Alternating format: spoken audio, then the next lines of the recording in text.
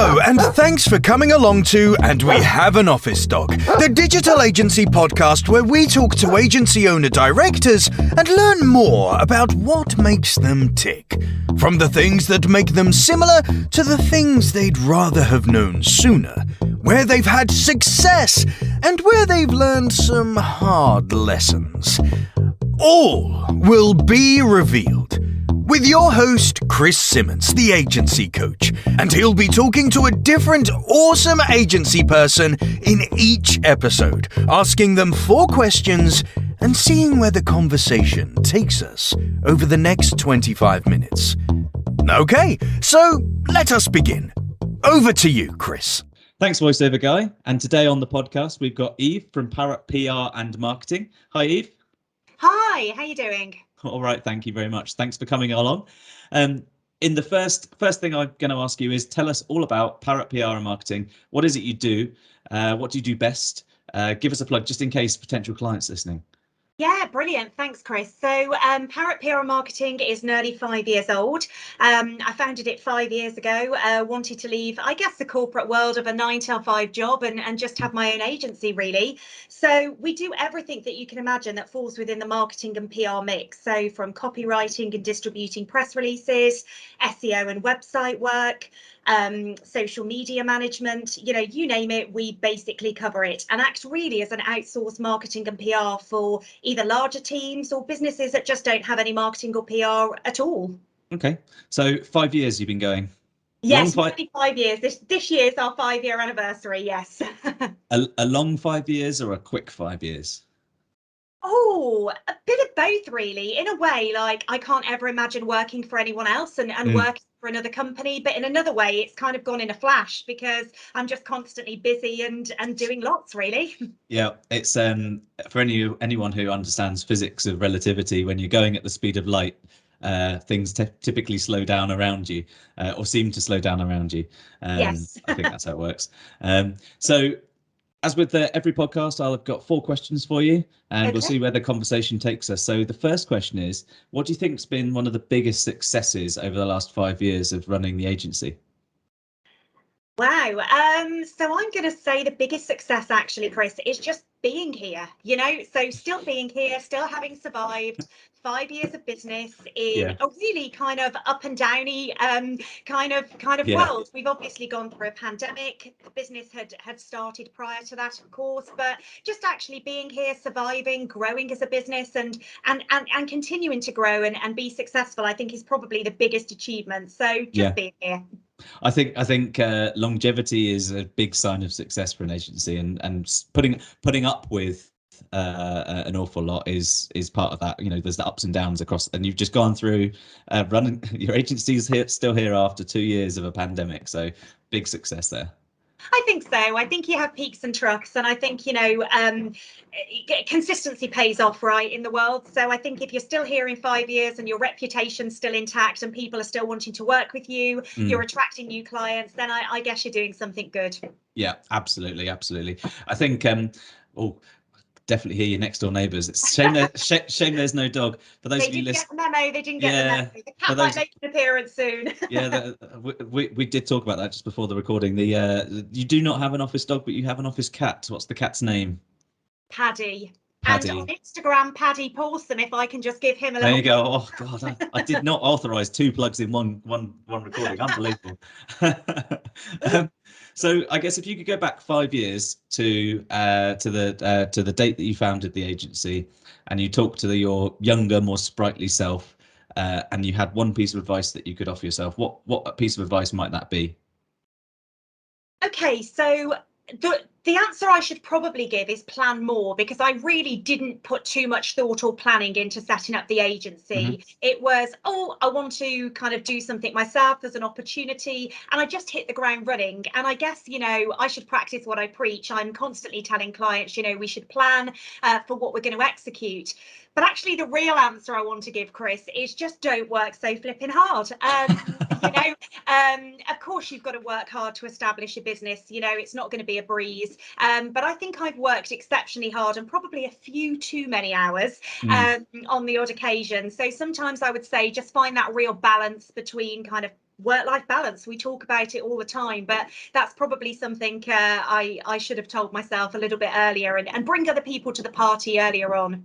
So do you think though that if you did go back in time and speak to the younger Eve, would younger Eve listen to that advice or not? No, anyone that knows me, Chris, no, I wouldn't have listened. That's a reality. Hindsight's a wonderful thing, isn't it? It's kind of like that thing where you put post-it notes around the house telling you to do stuff. Like my wife's always putting a post-it note on the on my coffee machine on a Monday morning to remind me that I'm walking the dogs without her for the day.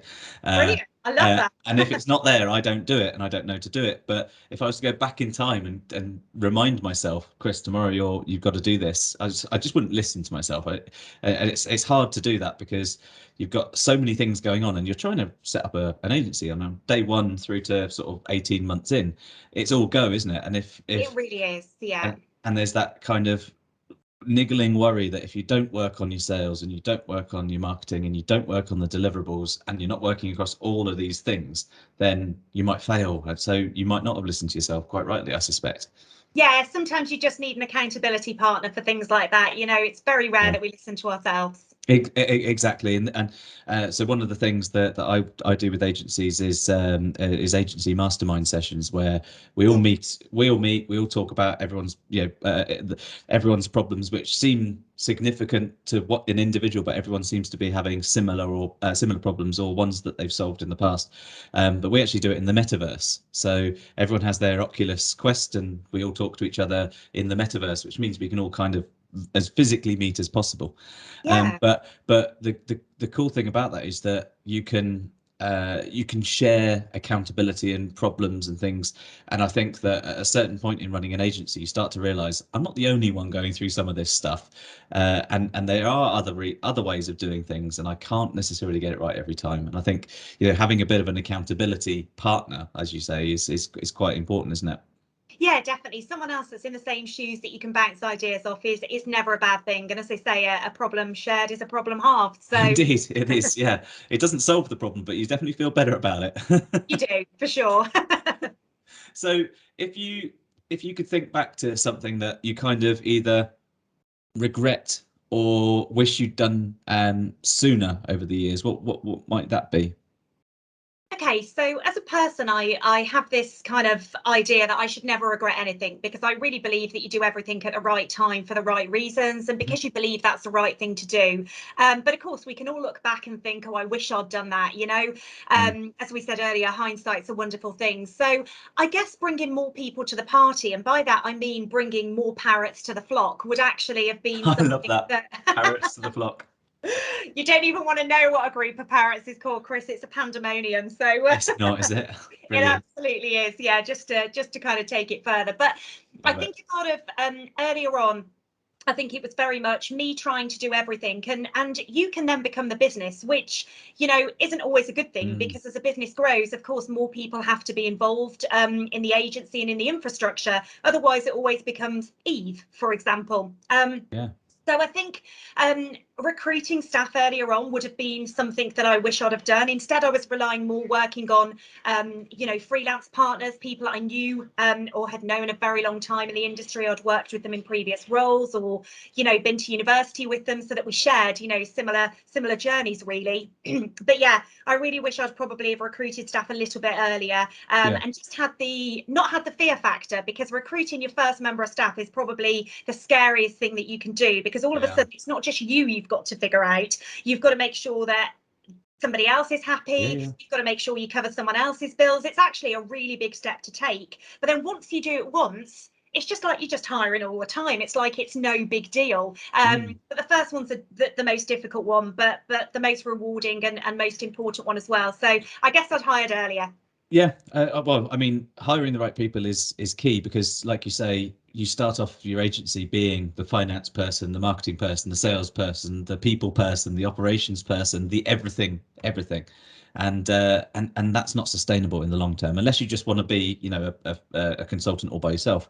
But if you want to deliver agency deliverables at agency scale, you can't do that, because you forget to file your tax return or something silly, whilst also not pressing send on an email to a client or something along those lines, and it causes you some problems in the long run. But hiring I remember my first hire, and it is scary, like you say, because you're immediately, in a sense, accountable for someone's mortgage or rent and their food and things like that. And obviously, they're not just getting it for free; they are doing a good job and working hard. But crikey, knowing that if you screw up the whole business, that one person to start off with they'll have the same problems but at a different level. They could have to move and all those sorts of things. It's quite bad, isn't it? It is, yeah. It's a bit of pressure, but I think sometimes it motivates you to do more as well, actually, because you have to, to make things work, and you don't want to let people down that have taken the jump and interested in you to begin with. Absolutely. So is there something that you kind of learned the hard way, though, that set you up for future success? So something you don't regret learning or don't regret doing, but it's a hard lesson that you've gone, do you know what, now I know a little bit of a secret sauce? I mean, not necessarily a hard lesson. I guess when I was starting up, maybe I was a bit too trusting in people. People that I worked with, people that you think perhaps have got your best interests at heart. I think sometimes you always expect people to have the same agenda as you, and expect you to, expect to operate the same as you, and that's not always the case. So, I think, you get a bit more business acumen as you go through growing a business, and that's natural, so, Yeah, fair enough. Fair enough. So if there's an agency leader, agency owner who's just starting out, or someone who's just about to is thinking about starting their own agency, is listening to this podcast now, is there one piece of advice you think you'd give them that might help them set themselves up?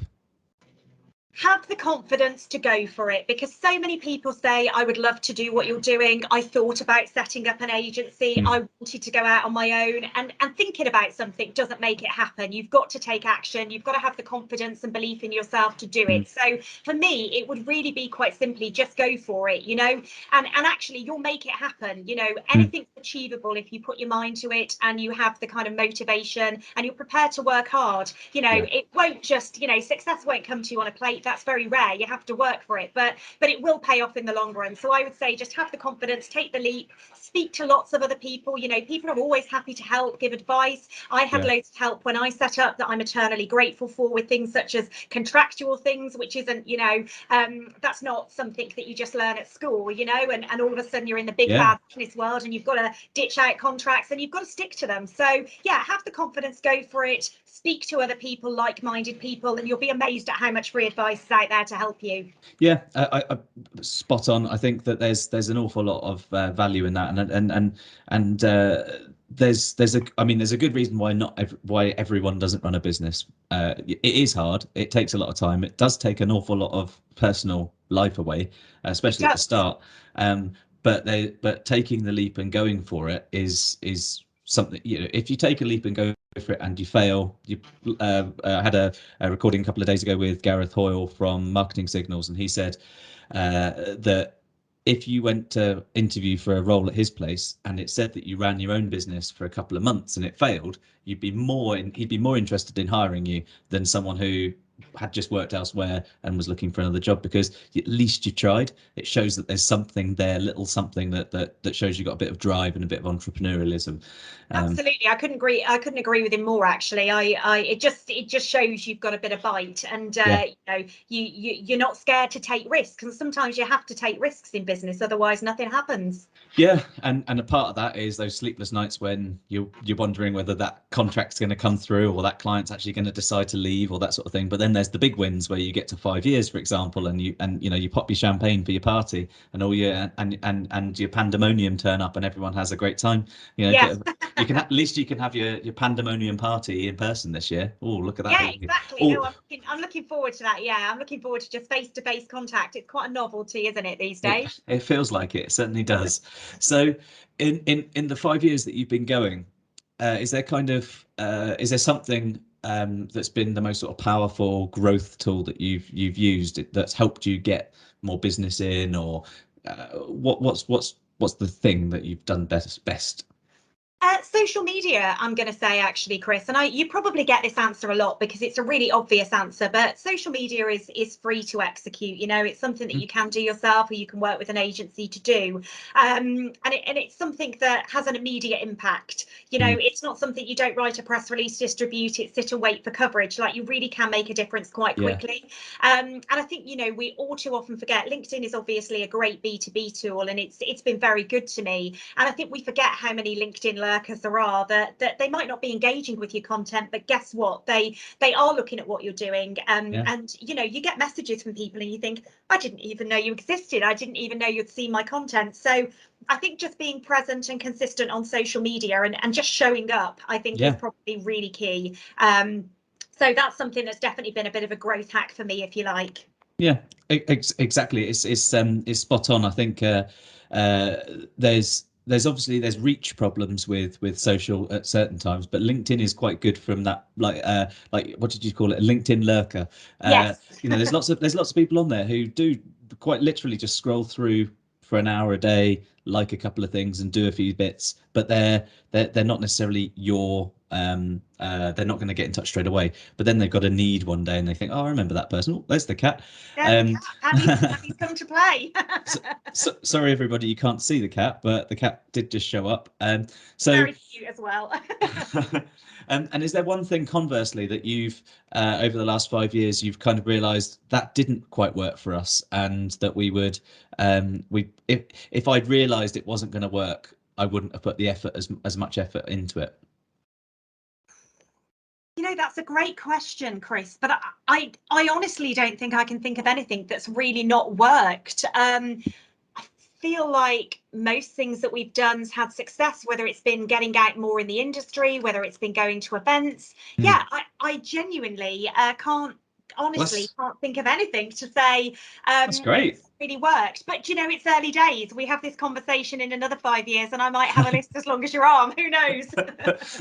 Who knows? I mean, you could, well, if we had this conversation in 5 years time, I suspect it might well be a similar kind of answer, to be honest, based on what you said. I think the way that you know, you conduct yourself with the agency and the way that you bring business in right now seems to work quite well. And unless LinkedIn disappears off the face of the earth tomorrow, which I bloody hope it doesn't, it's annoying as hell, but it is very good. Yeah, me too. I'm a fan too. As long as it doesn't disappear off the face of the earth, then you know, hopefully it will be fine. Yeah, I hope so. Fingers crossed. Hopefully the future's bright. I'm sure it is. So thank you very much, Eve, for coming along on the podcast. Really, really good to have you. Yeah, and great to speak to you. Thank you so much for the opportunity, Chris. No problem at all. So thanks again, and enjoy listening to the next podcast where we speak to another awesome digital agency owner who's going to tell us all about their stories, and hopefully they'll have a dog rather than a cat this time.